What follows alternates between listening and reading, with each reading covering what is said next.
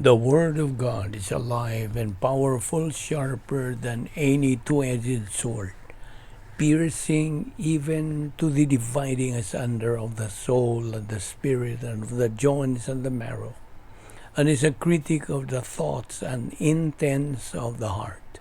All Scripture is God-breathed and is profitable for doctrine, for reproof, for correction, for instruction in righteousness, that the man of God might be mature, thoroughly furnished unto all good works.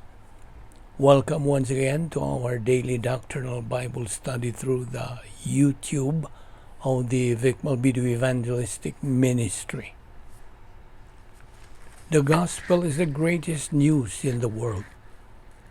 God sent His only begotten Son, Jesus, to live the life we couldn't live, to die the death we deserved to die, and to conquer the enemy we could not conquer.